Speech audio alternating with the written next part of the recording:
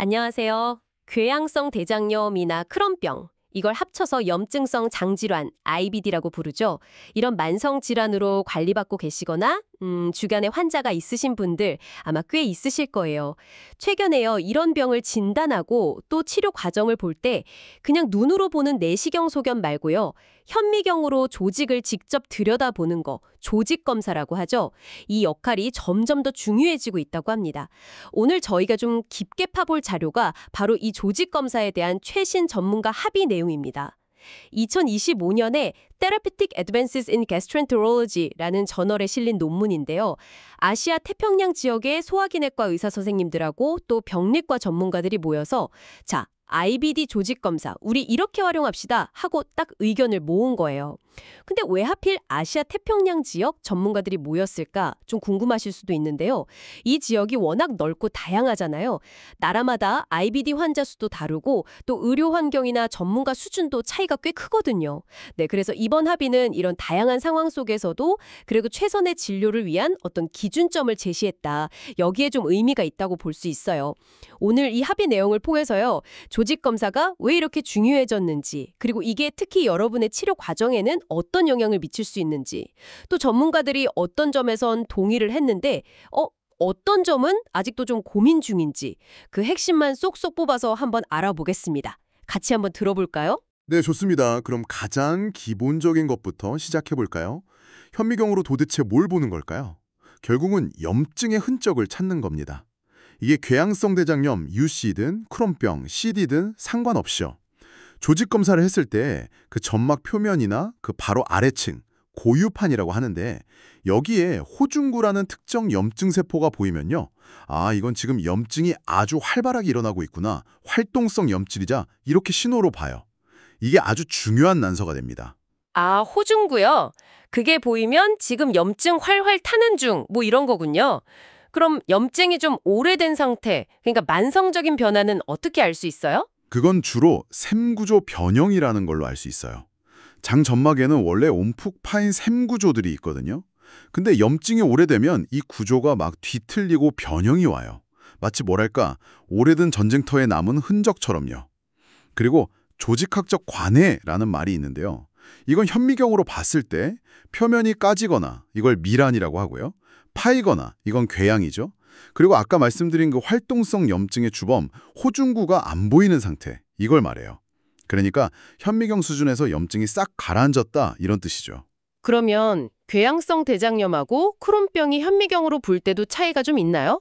그냥 단순히 염증이 있다 없다 이게 다가 아니라요. 미묘하지만 아주 중요한 차이점들이 있습니다. 예를 들면요. UC, 궤양성 대장염에서는 기저 형질세포 증가증이라고 해서 점막 깊은 쪽에 특정 면역세포가 막 늘어나는 게 초기 특징일 수는 있어요. 근데 이것만 가지고 확진하긴 좀 어렵고요. 또 파네트 세포 화생이나 술잔 세포 고갈 같은 변화도 있는데요. 이건 만성적인 손상을 시사하는 거예요. 원래 그 자리에 없던 세포가 생기거나 점액을 분비하는 세포가 확 줄어드는 그런 현상이거든요. 장이 오랫동안 좀 시달렸다. 이런 증거죠. 근데 유시에서 정말 주목해야 할 점이 있어요. 어떤 점이죠? 이런 만성적인 변화나 활동성 염증 소견이요. 앞으로 병이 다시 나빠질 가능성. 그러니까 임상적 재발을 예측하는데 도움이 될 수 있다. 이런 연구 결과들이 꽤 있다는 거예요. 와, 이게 환자분들께는 정말 중요한 정보가 될 수 있는 거죠. 그럼 크론병은 그 점에서 다른가요? 재발 예측 같은 거요? 크론병 CD는 특징적으로 유가종이라는 약간 염증세포 덩어리 같은 게 발견될 수 있긴 한데요. 이게 꼭 활동성을 딱 의미하는 건 아니에요. 그리고 결핵 같은 다른 병에서도 보일 수 있어서 해석할 때 좀 조심해야 하고요. CD는 염증이 장벽 전체를 막 뚫고 들어가는 경향이 있고 전층 염증, 또 정상 부위랑 염증 부위가 이렇게 띄엄띄엄 나타나는 특징도 있고요. 근데 현재까지는요, 좀 아쉽지만 CD에서는 UC만큼 조직 소견만으로 재발을 명확하게 예측하기는 좀 어렵다. 이게 중론입니다. 물론 조직학적으로 아주 깨끗하게 관해 상태에 도달하면 당연히 재발 위험은 줄어든다는 보고는 있습니다. 와, 정말 미세한 차이네요. 근데 이런 걸 구별하는 게 결국 환자분들한테는 더 정확한 진단, 그리고 앞으로 병이 어떨지 예후 예측, 더 나아가서는 치료 방향을 정하는 데까지도 도움이 된다 이런 말씀이시군요. 정확합니다. 현미경 아래에서 보이는 그 작은 차이가요, 치료의 큰 그림을 바꿀 수도 있는 거죠. 그렇군요. 그럼 이렇게 중요한 조직 검사, 이걸 정확하게 판독하고 또 결과를 잘 활용하려면 어떻게 해야 할까요? 뭔가 표준화된 방법 같은 게 필요할 것 같은데요. 네, 맞아요. 그래서 이번 합의에서도 그 점을 굉장히 강조했어요.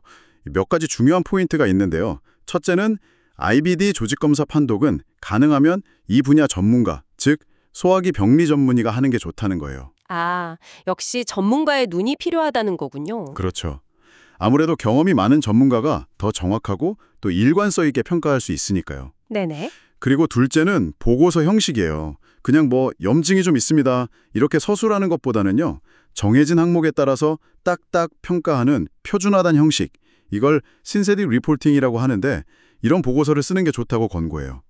여기에 더해서 검증된 점수 체계, 스코링 시스템을 같이 사용하면 염증이 어느 정도인지 더 객관적으로 파악하고 또 다른 의사들하고 소통하기도 훨씬 수월해지죠. 아, 마치 건강검진 결과표처럼요. 항목별로 점수가 딱 나와 있으면 이해하기 쉽겠네요. 근데 병리과 의사 선생님이 정확하게 판독하시려면 그 환자 정보도 되게 중요하지 않나요? 어떤 상태인지 같은 거요. 아, 정말 중요한 지적이세요. 그래서 셋째로 강조된 게 바로 그 의사소통입니다. 조직검사를 의뢰하는 의사가 이걸 왜 검사하는 건지, 어느 부위에서 조직을 떼었는지, 혹시 의심하는 진단명이 있는지, 환자의 IBD 병력은 어떤지, 현재 내시경 소견은 어떻고 감염 같은 건 의심되지 않는지 등등 이런 임상 정보를 아주 명확하게 전달해줘야 해요. 그래야 맥락을 아시는군요. 네, 그래야 병리 의사가 전체적인 맥락을 파악하고 더 정확한 판독을 할 수 있는 거죠. 아, 그리고 이전에 검사한 결과가 있다면 비교해보는 것도 아주 큰 도움이 되고요. 조직은 그럼 어떤 식으로 떼는 게 가장 좋을까요? 처음 진단할 때나 아니면 나중에 추적 검사를 할 때나 모두요, 여러 구역에서 조직을 차치하는 방식, 세그멘털 바이옵시가 권장돼요. 병이 실제로 어디까지 퍼져 있는지 좀 넓게 파악하기 위해서죠. 그리고 염증이 있는 부위가 보이면 가장 심해 보이는 곳에서 떼는 게 좋고요. 만약 궤양이 있다면 그 가장자리에서 조직을 얻는 것이 진단율을 높이는 데 중요합니다. 보통 사용하는 내시경 집게, 폴셉스로 여러 조각을 얻는 방식이면 충분하다고 보고 있습니다. 그럼 그렇게 떼어낸 조직은 뭐 특별한 처리가 필요한가요? 염색 같은 거요? 기본적인 염증 활동성을 보는 데는요, 가장 표준적인 H&E 염색만으로도 대부분 충분해요. 이건 병리과에서 그냥 가장 기본적으로 흔하게 쓰는 염색법이거든요.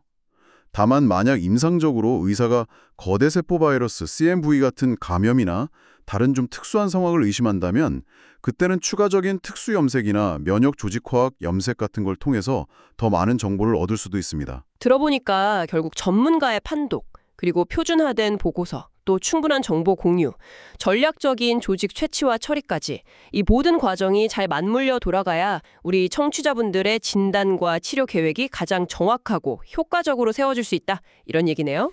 네, 맞습니다. 이런 표준화된 접근법하고 명확한 소통, 이게 오류를 줄이고 결국 당신에게 가장 최적의 치료 결정을 내리는데 정말로 핵심적인 역할을 하는 거죠. 아까 잠깐 점수 체계를 언급하셨는데요. 염증 정도를 점수로 매긴다는 게 구체적으로 어떤 의미가 있는 건가요? 조금 더 자세히 설명해 주실 수 있을까요? 네, 염증을 점수화하는 건 여러 가지 중요한 이유가 있어요. 첫째는 조금 좋아졌어요, 좀 심한데요, 이런 주관적인 표현 대신에요, 염증 정도를 객관적인 숫자로 딱 측정할 수 있게 해주는 거죠. 아, 객관적인 평가. 그렇죠. 둘째는 치료를 시작하거나 바꿨을 때 그 효과가 얼마나 있는지 추적 관찰하는데 아주 유용해요. 점수가 얼마나 떨어졌는지 보면 되니까요. 셋째는 여러 병원에서 나온 연구 데이터를 비교하거나 통합할 때 일관성을 확보하는 데 아주 중요하고요. 어떤 점수들이 주로 쓰이나요? 뭔가 되게 복잡할 것 같은데요? 네, 그동안 여러 가지 점수 체계가 개발되어 왔어요. 대표적으로 게버스 점수, 지보스 스코어, GS라던가 로바츠 조직병리 지수, 로바츠 히스토패설로지 인덱스, RHI 같은 것들이 있는데요. 이게 서로 조금씩 다른 방식으로 염증의 다양한 측면을 평가해요. 그런데 이번 아시아태평양 전문가 그룹이 특히 주목한 점수 체계가 하나 있습니다. 오, 그게 뭔가요? 바로 궤양성 대장염 환자를 평가하는 데 있어서는 낸시 지수, 낸시 인덱스 NI라는 걸 임상 현장에서 사용하기에 가장 좋겠다라고 의견을 모았다는 점이에요. 낸시 지수요? 왜 그게 선택된 거죠? 여러 연구를 통해서 효과가 잘 검증됐고요. 다른 점수들하고 비교했을 때 결과도 비슷하게 잘 나오면서도 비교적 사용하기가 간편하다는 장점이 있거든요. 낸시 지수, NI. 이름은 좀 귀여운데 어떻게 점수를 매기는 건가요? 생각보다 아주 간단합니다. 0점부터 4점까지 총 5단계로 나눠요. 0점은 조직학적 관해 상태를 의미하는데요. 이건 현미경으로 봤을 때 염증이 거의 없는 아주 좋은 상태를 말하는 거죠. 네. 1점은 만성 염증 세포만 약간 보이는 정도, 2점과 3점은 아까 말한 활동성 염증의 주범, 호중구가 각각 중간 정도 혹은 좀 심하게 보이는 상태고요. 그리고 4점은 점막이 까지거나 미란, 파인, 궤양, 가장 심한 상태를 나타냅니다. 꽤 직관적이죠. 네, 그렇네요. 0점에서 4점까지. 네, 특히 이 NI 0점, 즉 완전한 조직학적 관해를 달성하는 것이 장기적으로 봤을 때 병이 재발하지 않고 좋은 상태를 유지하는 것과 관련이 깊다는 연구 결과들이 계속 나오고 있어요. 그래서 점점 더 중요하게 생각되고 있죠. 그렇군요. 와, 이거 약간 장건강 성적표 같은 느낌인데요. NI 0점을 목표로 해야 할 것 같은 그런 느낌이 드네요. 그럼 크론병, CD는요? CD 환자를 위한 점수도 따로 있나요? 안타깝게도 크론병 CD에 대해서는요. 아직 이 내시지 지수처럼 이것이 표준이다 라고 할 만한 널리 검증된 점수 체계가 딱히 없습니다. 그래요? 네. CD는 염증이 막 여기저기 흩어져 나타나거나 장벽 깊숙이 침투하는 그런 특성 때문에 점수화하는 게 좀 더 복잡한 측면이 있거든요. 그래서 이 부분은 앞으로 좀 더 연구가 필요한 영역이라고 할 수 있겠습니다. 알겠습니다. 그럼 의사 선생님이 조직 검사상 많이 좋아지셨네요 라고 말하실 때 특히 UC 환자분이라면 바로 이 낸시 지수, NI 같은 객관적인 척도를 바탕으로 이야기하시는 거군요. 내 NI 점수가 몇 점인지 아는 것도 내 상태를 이해하는데 아주 중요한 지표가 될 수 있겠어요. 자, 그럼 여기서 정말 중요한 질문이 나올 것 같습니다. 이렇게 조직학적 관해, 특히 NI 0점을 달성하는 게 예후에 좋다는 증거들이 계속 나오고 있다면요. 이걸 아예 새로운 치료 목표로 삼아야 하는 거 아닐까요? 쌍염 UC 환자의 경우에요. 조직학적 관해를 달성하면 재발도 더하고 스테로이드 사용량도 줄고 입원이나 수술 위험도 낮아지는 등 장기적으로 결과가 더 좋다는 증거가 상당히 많이 쌓였어요. 그러니까 현미경 수준의 미세한 염증까지 싹 잡는 게 중요하다. 이런 의견에 점점 힘이 실리고 있는 거죠. 근데 여기서 약간 좀 헷갈리는 상황이 생길 수도 있을 것 같아요. 예를 들면 내시경으로 봤을 때는 점막이 아주 깨끗해 보여요. 근데 조직 검사를 해봤더니 아직 미세한 염증이 남아있다고 나오는 경우요. 이럴 때 단지 그 현미경에서만 보이는 염증을 없애기 위해서 지금 받고 있는 치료보다 더 강한 치료로 단계를 올려야 할까요? 바로 그 지점에서 전문가들 사이에서도 의견이 딱 갈렸습니다. 이번 아시아 태평양 합의에서도요. 이 질문에 대해서는 명확한 답을 내리지 못했어요. 합의 불발, disagreement 항목으로 남은 거죠. 왜 합의를 못했을까요? 뭔가 이유가 있을 텐데요. 네, 몇 가지 좀 현실적인 고민들이 있기 때문이에요. 치료를 더 강화하면 당연히 추가적인 비용이 발생하잖아. 그렇죠. 그리고 약물 부작용의 위험도 더 커질 수 있고요. 또 한 가지는 조직이 완전히 깨끗해지는 데는 내시경 소견이 좋아지는 것보다 시간이 좀 더 걸릴 수가 있어요. 그러니까 조금 더 기다려보는 게 나을 수도 있다는 의견도 있는 거죠. 시간차 때문일 수도 있군요. 네. 그래서 현재로서는 내시경은 괜찮은데 조직검사에서만 염증이 좀 보인다고 하더라도 무조건 치료 단계를 올리기보다는 환자 상태를 좀 더 면밀히 지켜보거나 기존 치료 용량을 조절하는 등을 먼저 고려하는 것이 일반적이에요. 다만 반대로 조직검사에서 활동성 염증이 계속 보인다면 치료 단계를 함부로 낮추는 것은 좀 신중해야 한다. 여기에는 대부분 동의를 했습니다. 그렇군요. 이게 치료로 얻는 이득하고 또 감수해야 할 위험 사이에서 아주 신중한 저울질이 필요한 부분이네요. 그럼 점막 치유라는 말의 의미도 좀 달라졌다고 하던데요. 네, 맞아요. 예전에는 주로 내시경으로 봤을 때 점막이 깨끗하게 아문 상태를 점막 치유라고 불렀는데요. 이제는 진정한 의미의 점막 치유, 뮤코살 힐링은 내시경 소견과 조직학적 소견 이 두 가지를 함께 평가해야 한다는 쪽으로 의견이 모아지고 있어요. 둘 다 좋아야 진짜 치유다. 그렇죠. 실제로 내시경으로도 깨끗하고 조직 검사에서도 깨끗한 상태, 이 두 가지를 함께 달성하는 것이 둘 중 하나만 달성하는 것보다 훨씬 더 좋은 예후를 예측한다는 연구 결과들이 이걸 뒷받침해주고 있고요. 그럼 앞으로 신약 개발 같은 임상 시험에서도 변화가 있겠네요. 평가 기준 같은 거요? 네, 맞습니다.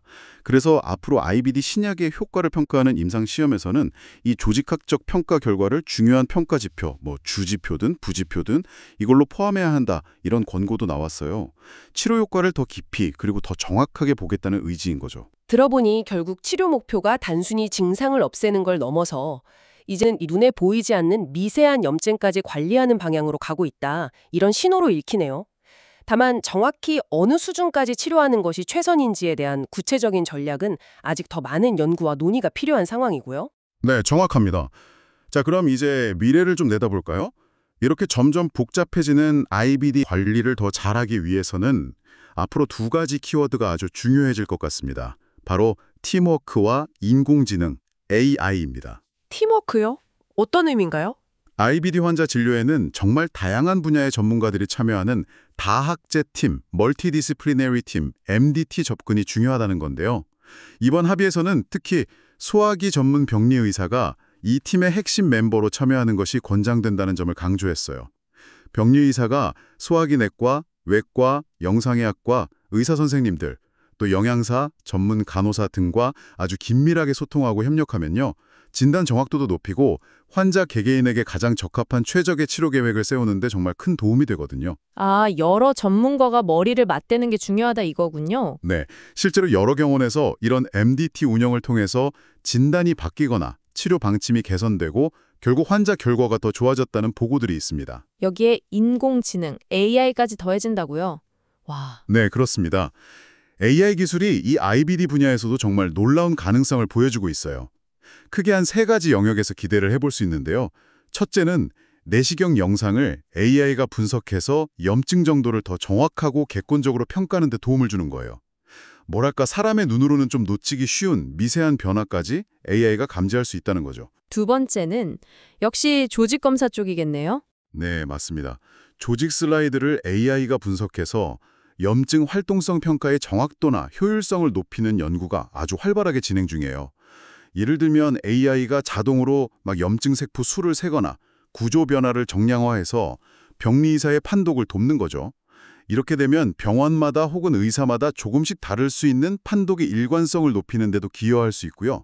아까 말씀드린 낸시 지수, NI를 매기는 데 도움을 주거나 아예 AI 기반의 새로운 평가 지표를 개발하려는 시도도 있습니다. 세 번째 활용 분야는 뭔가요? 들어보니까 벌써 되게 흥미진진한데요. 바로 이형성증, 디스플레이자, 그러니까 암으로 진행할 수 있는 전 단계 병변을 찾아내는 것을 보조하는 역할이에요. 특히 내시경으로 잘 보이지 않는 좀 평탄한 형태의 이형성증 같은 건 발견하기가 꽤 어려운데요. AI가 이런 부분을 찾아내는 데 도움을 준다면 IBD 환자분들에게서 대장암 발생을 예방하는 데 정말 큰 역할을 할 수 있을 것으로 기대됩니다. 실제로 AI가 이런 일들을 정말 해내는 연구 결과들이 벌써 나오고 있나요? 네, 있습니다. 이미 AI 모델이 궤양성 대장염하고 크론병을 상당히 높은 정확도로 구분해낸다거나 내시경이나 조직검사상의 염증 등급을 전문가 수준으로 정확하게 평가하는 능력을 보여준 그런 연구들이 발표되고 있어요. 와, 대단하네요. 물론 아직 넘어야 할 산도 많겠죠, 현실적으로요. 그럼요. 당연합니다. 모든 조직 슬라이드를 다 디지털 파일로 만드는 과정부터가 사실 만만치 않고요. 또 AI 시스템을 도입하고 유지하는 데 드는 비용 문제, 혹시라도 AI가 오류를 일으켰을 때 책임은 누가 지냐 하는 법적인 문제, 또 환자들이 AI 진단을 얼마나 신뢰하고 받아들일지 하는 수용성 문제, 각 나라의 규제 승인 등등 현실적인 장벽들이 아직 많이 남아 있습니다. 여기서 근데 중요한 건 이거예요. AI가 병리 의사를 대체하는 게 아니라는 점. 아, 대체가 아니라 네, 그게 아니라 진단 능력을 더 향상시키고 효율성을 높여주는 아주 강력한 보조 도구로서의 역할을 할 것이다. 이렇게 보는 게 맞습니다. 정말 복잡한 IBD 관리에는 여러 전문가의 협력이 필수적이고 여기에 AI라는 새로운 기술까지 더해지면서 미래에는 훨씬 더 정밀하고 효과적인 진단과 치료가 가능해질 거라는 그런 기대감이 드네요. 네, 오늘 우리는 아시아 태평양 지역 전문가들의 합의 내용을 통해서요, IBD 관리에서 조직 검사가 왜 점점 더 중요해지고 있는지 좀 깊이 파고들어 봤습니다. 핵심은 이거였죠. 현미경으로 활동성 염증, 호중구와 만성변화, 샘구조 변형을 명확히 구분하고 진단보고와 염증 점수체계, 특히 UC 환자분이시라면 낸시 지수 꼭 기억하세요. 를 표준화하고요. 또 내시경 소견과 조직 소견을 통합해서 진정한 점막 치유를 평가하는 것이 중요하다는 것. 그리고 더 나은 진료를 위해서는 전문가들의 팀워크 그리고 AI라는 미래 기술의 가능성까지 엿볼 수 있었습니다. 네, 물론 이번 합의가 모든 질문에 완벽한 답을 준 것은 아닙니다. 아시아 태평양이라는 아주 넓은 지역 내에서 조직 검사의 역할에 대한 근거는 사실 앞으로 더 많이 쌓여야 하고요. 또 합의에 참여한 전문가들이 각 나라의 모든 상황을 다 대변한다고 보기도 좀 어렵겠죠. 그리고 이런 권고사항들을 실제 병원 현장에서 적용하는 데는 각국의 의료 시스템이나 자원의 차이가 영향을 미칠 수 있다는 그런 현실적인 한계도 분명히 존재합니다. 네, 오늘 이야기 나누면서 특히 좀 흥미로웠던 지점은요. 내시경은 괜찮아 보이는데 조직 검사에서만 염증이 발견됐을 때 이걸 치료를 강화해야 할 거냐 말 거냐에 대해서 아직 결론을 내리지 못했다는 부분이었어요.